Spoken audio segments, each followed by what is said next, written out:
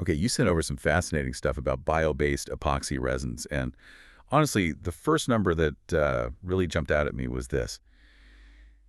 The global market is projected to hit USD 5,514.5 million in 2025. Wow. That's over $5 billion for something derived from, renewable resources like vegetable oils.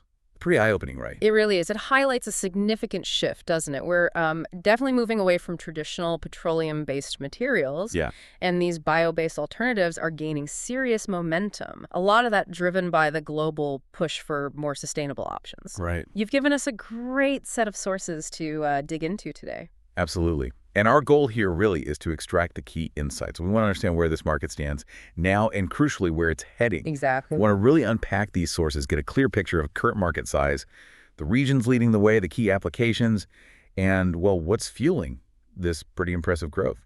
So shall we dive in? Let's do it. Let's start with the overall trajectory.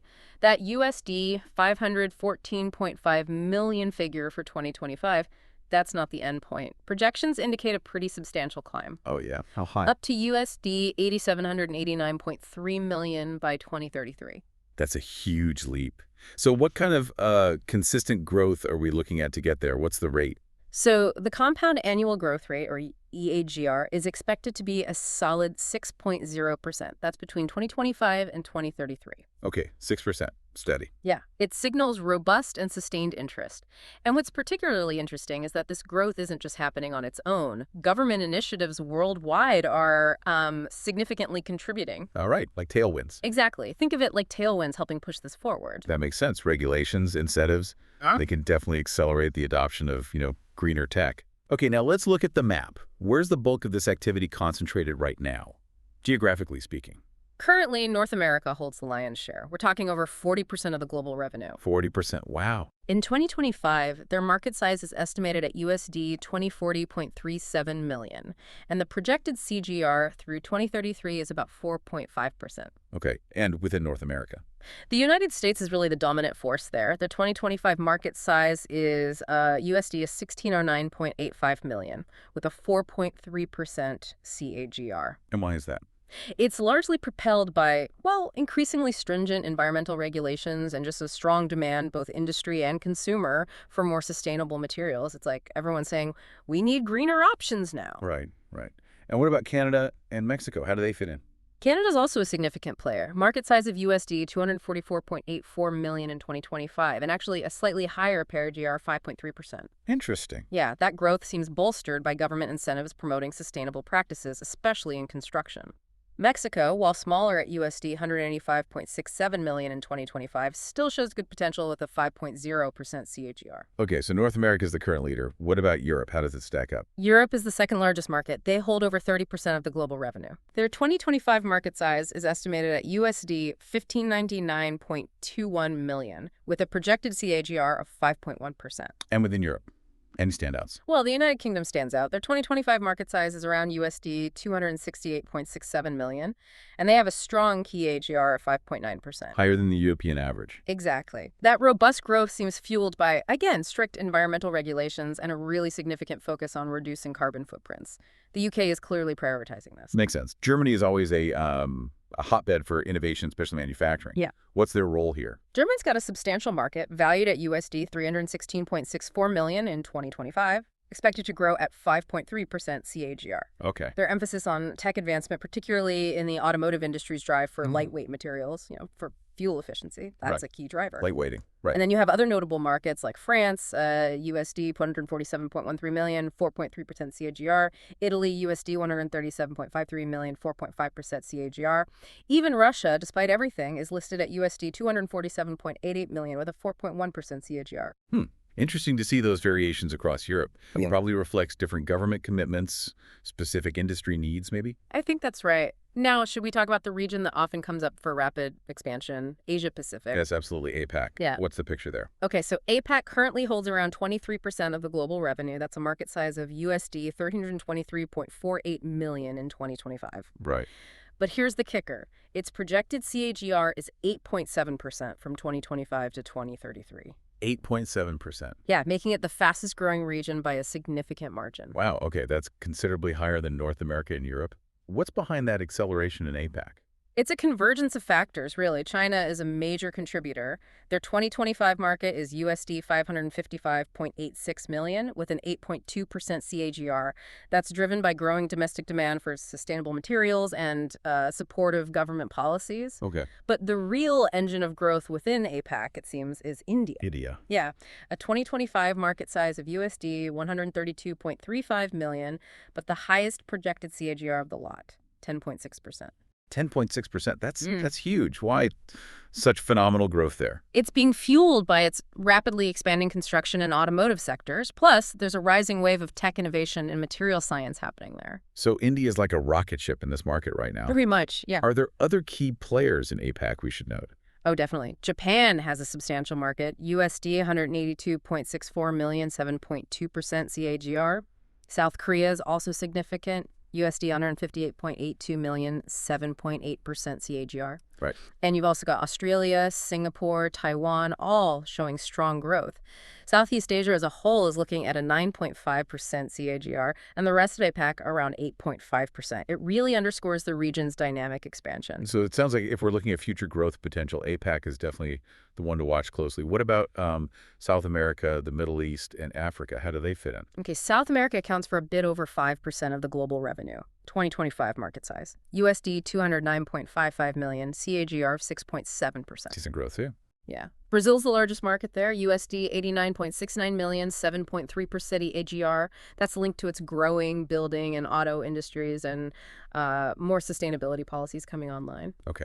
And Argentina? Argentina also shows strong growth potential, 7.6% CAGR, probably reflecting increasing environmental awareness and a focus on sustainable resources. Right. And the Middle East and Africa, smaller shares. Correct. The Middle East holds around 2% of global revenue, 2025 market size, USD 220.58 million, but a fairly high CGR of 7.3%. Higher than South America, even. Yes. Saudi Arabia and the UAE are the largest markets. Turkey's also showing strong growth, driven by demand for sustainable materials in building and automotive. Got it. And Africa. Africa is currently the smallest market, around 1% of global revenue, 2025 size. USD 121.32 million, 6.3% CAGR. Still, notable growth opportunities, particularly in South Africa. It's really fascinating to see how these regional factors, government priorities, industry strengths, shape the growth across the globe. Okay, let's shift gears a bit. How is this market actually broken down? What are the main categories? Right. We can segment it in a few key ways. First, by the type of bio-based epoxy resin itself. Second, by its primary application. And third, by the end-use industry consuming it. Okay, let's start with type. So when we look at the type of resin, the dominant segment right now is vegetable oil-based epoxies. Why is that? Well, mainly because oils like soybean oil are widely available and relatively cost-effective. Plus, these resins often exhibit really good mechanical properties, strong, durable. Makes sense. Soybean oil is pretty common. What other types are there? Besides soybean oil-based, which is sometimes its own category, we also have cardanol-based resins derived from cashew nutshell liquid. Interesting. And lignin-based resins from wood pulp. Then there are foreign-based resins and others sourced from things like rosin, gallic acid, even vanillin. Okay, quite a variety. It is. And what's particularly interesting here is that the fastest growing segment by type is furan-based epoxy resins. Oh, furan-based. Why the rapid increase there? What's special about them? It seems to be largely due to a growing demand for higher performance materials, things that can handle high temperatures and offer exceptional structural integrity. Okay. Furan-based resins are derived from renewable resources, often agricultural waste, which really ticks the sustainability box. Right. And their potential in demanding sectors like automotive, aerospace, construction, where performance is absolutely critical, that's fueling the rapid expansion. Unlike maybe some earlier bio-based options, these furan resins can really go toe-to-toe with traditional epoxies performance-wise. Okay, so vegetable oil leads in volume now, but furan-based is the one really accelerating in growth due to performance. Got it. Now, how are these actually being used, the applications? The largest application segment currently is paints and coatings. Makes sense. Yeah, bio-based epoxy resins are used extensively in protective coatings across construction, automotive, marine, lots of industries. Their strong adhesion, corrosion resistance, and of course the environmental benefits make them an increasingly preferred choice. Okay, coatings are fundamental. What's Oh, the application area that's expanding the fastest? That would be the composite segment. Composites, right, like for lightweighting. Exactly. Think of composites as materials made by combining different things to get superior properties, like those lightweight yet incredibly strong materials in modern aircraft or cars. Hmm. The rising demand for these kinds of materials, especially in automotive, aerospace, and construction, is driving this growth. Bio-based epoxy resins often act as the binder, the glue holding the composite together, offering excellent mechanical qualities and ecological advantages. Yeah, lightweighting is such a critical trend, especially in transport for fuel efficiency. That growth in composites makes perfect sense. Are there other significant applications? Yes, adhesives and laminates are also important application areas. And then there's an others category, which includes things like flooring, primers, and sealers collectively. They still contribute quite a bit. Okay, so we've got types, we've got applications. Now the end-use industry is creating this demand. Who's buying this stuff? The building and construction industry is currently the largest end-use segment. Okay, why them? It's being driven by that growing preference for sustainable, environmentally responsible materials in building projects. These resins are used in coatings for durability, adhesives for structure, composites for lightweight components. Right. Their mechanical properties and the eco-benefits align really well with the industry's increasing focus on reducing its carbon footprint. And which end-use industry is showing the most rapid growth? That would be the wind energy industry. Ah, wind turbines. Precisely. It's fueled by the global push for renewable energy sources and the crucial need for lightweight, high-strength materials in making those massive wind turbines. The blades especially, right? Exactly. Bio-based epoxy composites are essential for manufacturing the blades. They offer superior mechanical qualities, ecological benefits. It perfectly supports the whole clean energy transition. It's fascinating how that push for renewables directly impacts the growth of specific materials like this. What about other key end-use industries? Well, the automotive and transportation sectors are significant end users, especially with that growing use of biocomposites for lighter vehicles. Right. Consumer goods, general industrial applications also use these resins. And the others category here includes increasingly important uses in electronics and packaging, reflecting that broader move towards sustainability everywhere. So the driving forces seem pretty clear, needing high-performing materials and wanting more eco-friendly alternatives across, well, almost everywhere. But are there any potential roadblocks, challenges for this market? Yes, like any evolving market, you've got drivers and restraints. On the plus side, the drivers are strong. Greater adoption by automotive, rising demand from packaging, new players bringing innovation, the broad applicability, and fundamentally that eco-friendly nature, which is increasingly valued. Okay. And on the flip side, the hurdles. What might slow things down? A significant restraint right now is the higher production cost compared to traditional petroleum-based epoxies. The cost factor. Yes. And additionally, some of the newer bio-based products, well, they perhaps still face some challenges with shelf life, which can impact storage and distribution logistics. Those are important points. Cost competitiveness, product stability, always key for widespread adoption. Are there any overarching trends really shaping the direction here? The most dominant trend, without a doubt, is the increasing global focus on sustainability. The demand for eco-friendly materials in virtually every industry. This isn't just a niche thing anymore. It's driven by tougher regulations and a growing sense of corporate responsibility. Absolutely. It feels like sustainability has gone from nice to have to must have. Mm. Okay, let's briefly touch on the companies involved. Is it dominated by a few giants or more diverse? The market is currently quite fragmented.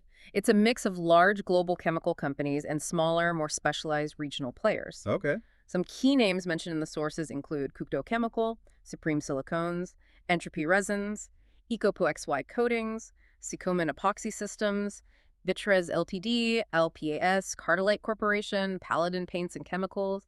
It's a fairly competitive space. Sounds like healthy competition. What strategies are they using to get ahead? Continuous product development is key, and forming strategic partnerships. Companies are constantly working to improve performance, expand the range of their bio-based offerings. Makes sense. And collaborations like that Avantium and Cavadra agreement for PEF, a bio-based material for textiles aiming for commercial production in 2024, that highlights the partnership angle. Right. Similarly, Braskem's research into carbon-negative bio-based polypropylene in the U.S. shows that forward-looking innovation push. So innovation and collaboration seem crucial for the future here. Okay, so to kind of wrap up our deep dive, we've seen the market for bio-based epoxy resins is already substantial, looking at over $5.5 billion in 2025. Hmm. Significant growth projected, especially lighting up in the Asia-Pacific region. Key uses currently in paint, coatings, composites, with wind energy really driving future growth as an end user. And the whole thing is powered by this strong global push for sustainability, although, cost and maybe shelf life are still things to watch. Precisely. You've nailed it. The dual needs, high performance, and sustainability are really at the core here. We're seeing a clear, accelerating shift towards renewable resources, and these bio-based epoxies are playing a vital role across so many industries. This has been a really insightful look into these materials. It's Yeah. clear this market has enormous potential, driven by environmental awareness, but also just the need for advanced materials. Now, for a final thought to leave you, the listener, with. Hmm. Think about how ongoing advancements in making these bio-based materials might disrupt the traditional epoxy markets even more. What totally new, maybe unexpected applications could emerge as costs hopefully come down and performance gets even better. And, what role will government rules and what you demand as consumers play in speeding up this whole transition? Definitely a fascinating space to keep an eye on.